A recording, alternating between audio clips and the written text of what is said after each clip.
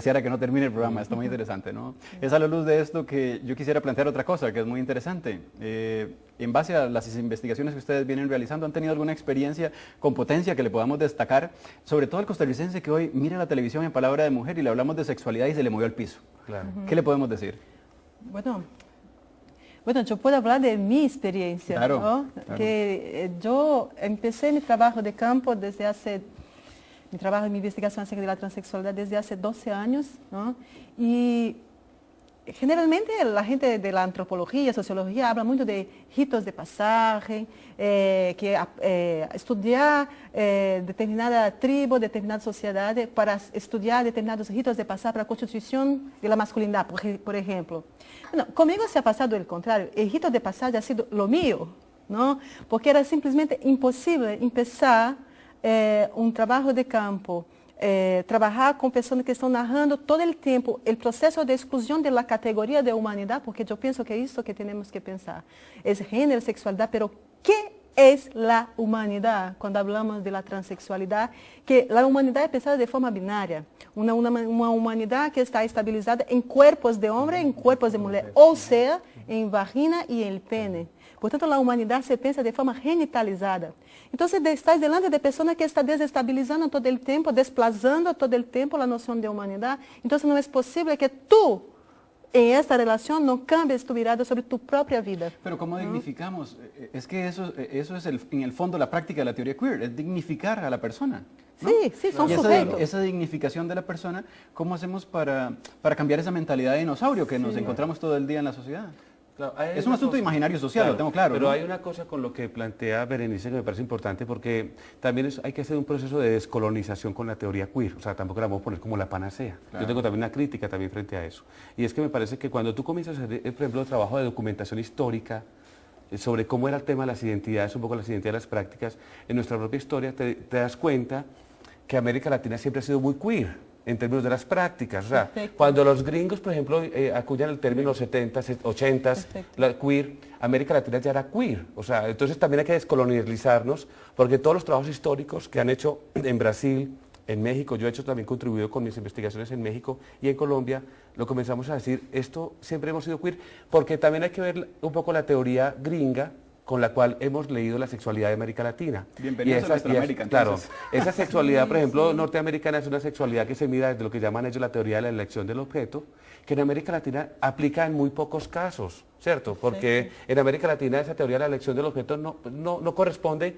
como a esas coordenadas norteamericanas en una sociedad totalmente puritana, etcétera. Cuando tú traes eso a Brasil o traes a Colombia, a Costa Rica, pues esa teoría de la elección del objeto no se estabiliza. Por eso da mucho trabajo aplicar eso a pie juntillas en nuestras propias realidades, porque emergen siempre todos los sujetos diversos históricamente que han desestabilizado los sistemas. Por ejemplo, hay una película bellísima que es la historia de Madame Satá en Brasil, que es un sujeto que siempre desestabilizó el sistema antes de que existiera lo queer, pero él ya estaba desestabilizando el sistema, ¿cierto? Y como Madame Satá, hubo en México también esos personajes, un Salvador Novo, por ejemplo, en México, en Colombia hubo otros personajes, y creo que en Costa Rica también Jacob Schifter ha hecho un trabajo interesante en ese sentido, claro, y ha hecho trabajos bellísimos en ese sentido, ¿no? Perfecto.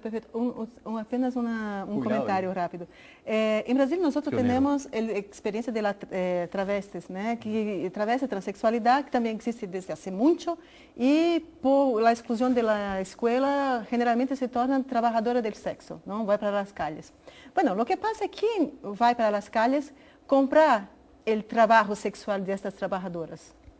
Son los hombres heterosexuales, muy casados, con su familia, todo muy bonito, muy bello, pero es esto, exactamente, el deseo que está el tiempo todo escapando, que no es posible decir, bueno, sí, es una persona heterosexual, pero si es una persona heterosexual tan rígida, né, en la casilla, ¿cómo es posible que el trabajo sexual de las travestis sigan se reproduciendo años após años? ¿No? Y cuando vas a hablar con hombres, con sus memorias, pero, sí, soy casado, tengo mi mujer, tengo mi pareja, pero yo curto, es la expresión que dice algunas personas, que yo curto los hombres. Entonces tiene su pareja, pero también tiene relaciones con otros hombres, ¿no? Y eso obviamente que no es una cosa visible, que no es claro que no, pero en las prácticas, en el cotidiano nuestro, eso se pasa muchísimo. Claro. Una verdad oculta en nuestro sistema y que la sociedad lo vivencia todos los días. Por ejemplo, lo que estaba contando Berenice, yo hago investigaciones en México y en Colombia, eso es en el tema de sexualidad, especialmente de lo que llama la epidemiología hombres que tienen sexo con hombres. Nosotros los llamamos hombres con prácticas homoeróticas, pero estamos hablando lo mismo. Y cuando tú haces las investigaciones te das cuenta que como la sociedad entiende, por ejemplo, el hombre gay clásico o ese hombre gay, realmente de esos hay muy pocos, porque lo que hay es una cosa mucho más fluida. Por ejemplo, yo en mis investigaciones, lo que estamos hablando en Colombia, encontramos, yo trabajo mucho con encuestas, que solamente esos gays clásicos, que yo llamo los pura sangre, o sea, los que se relacionan solamente con otros hombres, solamente son el 50%, porque los otros, que nos llaman gays, etcétera, etcétera, tienen unas vidas mucho más fluidas, que se mueven en otras coordenadas y donde la sexualidad. El problema que hay con eso es cómo, que es lo importante también como estos programas, es la política pública en sexualidad, cómo tiene una concepción de quién es el sujeto al cual va la política pública. Y es que hay un error porque se piensa que la sexualidad está como por estancos separados. ¿Hacia dónde dirigimos esa política claro, pública? O sea, no, pero yo te quiero explicar, mira, es como que hay heterosexuales puros, hay lesbianas puras y gays puros, y sobre eso está montada la política pública. Le da mucho trabajo a la gente que hace políticas públicas trazar puentes y filtros diciendo, mira, todo esto está fluido y está interconectado y la política pública tendría que reconocer que la sexualidad es una cosa fluida, que se mueve y que se mueven todos los sujetos y no pensar como que hay gente heterosexual, lesbianas y gays y transexuales, como si fueran estancos, como cajitas de un armario. ¿Sabe lo que pasa? Es que es como la construcción de la identidad es pensada como si esas casillas fuesen especies, unas especies. Entonces yo puedo, si tú me dices, yo soy lesbiana, a partir yo puedo decir tú lo que eres porque eres lesbiana, porque eres así, yo soy hetero, pero que no es así.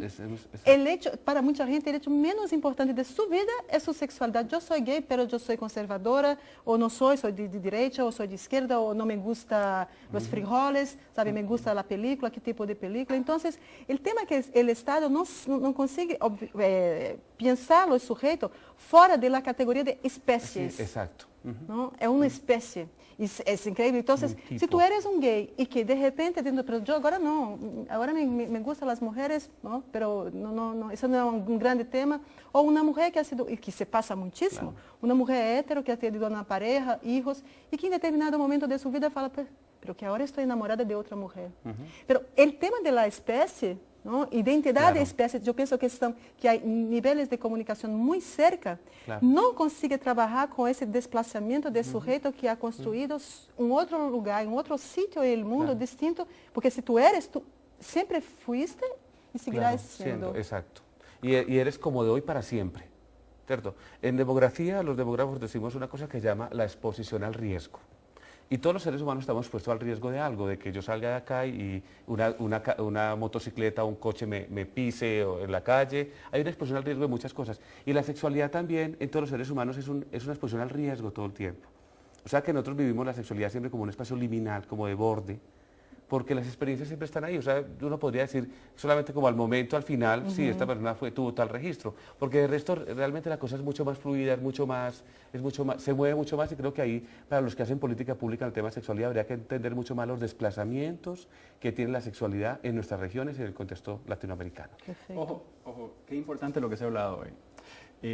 Pareciera que Costa Rica está muy tibia todavía en el tema trans y a la luz de eso todavía hay una gran lucha social que están haciendo una serie de personas que se involucran en este tema.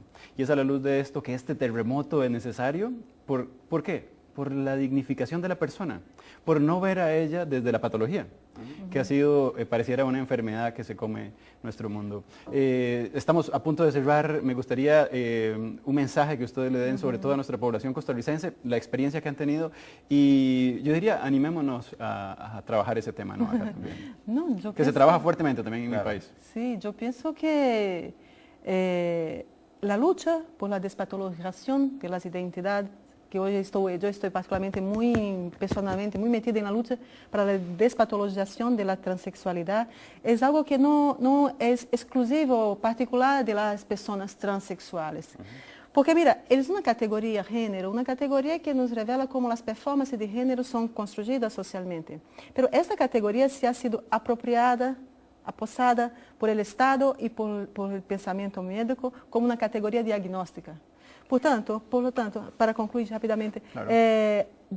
Luchar pela despatologización de las identidades no es exclusivamente bueno para las personas trans, es bueno para todos nosotros. Claro. Todos. Entonces, luchar para que las identidades salgan del marco de la medicalización. Hay una lucha muy específica ahora, que es para que el DSM, que es un documento que publica, que dice que quién es loco, quién no es loco, quién es trastornada, quién no es trastornada, que dice que las personas transexuales, travestis, son locas. Entonces, hay una lucha hoy muy particular que es para despatologización de la transexualidad. Pero yo pienso que es mucho más amplio que eso, ¿no? Estamos delante de pensar que la sexualidad es de la naturaleza y la identidad de género también. Entonces, luchar por la despatologización de género es una lucha de todos. De todas, ¿no? Mira, en Palabra de Mujer estamos muy agradecidos de contar con ustedes, se nos fue el tiempo. Hoy, por la diversidad, por el feminismo y por los géneros. Es tiempo de cambiar esa mentalidad de dinosaurio y movámosle el piso con Palabra de Mujer. Muchas gracias por acompañarnos. Muchas gracias.